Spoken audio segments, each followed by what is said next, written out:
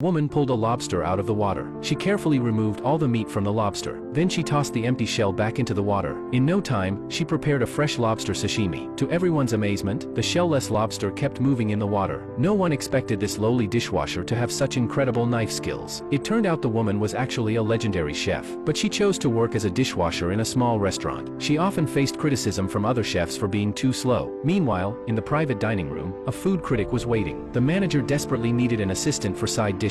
But the critic's standards were extremely high, so no one wanted to help. The staff recommended sending the woman instead. The manager quickly pulled her into the kitchen. When the others found out she was just a dishwasher, they looked down on her. However, the woman stepped up to the cutting board without hesitation. In seconds, she sliced a potato into perfectly even shreds. The head chef was impressed, calling her cuts a work of art. But the apprentice chef scoffed and arrogantly showed off his own skills. Yet the woman effortlessly met every one of his challenges. Seeing her extraordinary talent, the head chef let her prepare the soup alone. Soon, everyone else finished their dishes, but since her soup wasn't ready yet, the apprentice mocked her. The woman ignored him and stayed focused. Eventually, the others left the kitchen. Once alone, the woman used magic to instantly heat the soup. When the food critic tasted the other chef's dishes, he was disappointed. Then the woman calmly brought out her soup. The critic was immediately drawn to its rich aroma. Just as he was about to taste it, his friend stopped him. The friend insisted it would be as bad as the previous dishes. The critic agreed, growing furious. The apprentice angrily scolded the woman. When they learned she was just a dishwasher, the critic's friend exploded. He accused the restaurant of disrespecting the famous food critic. To make matters worse, he demanded the head chef drink the soup himself, or he'd shut down the restaurant. The head chef, fearing for his beloved restaurant, reluctantly took a sip. The apprentice kept blaming the woman for holding them back.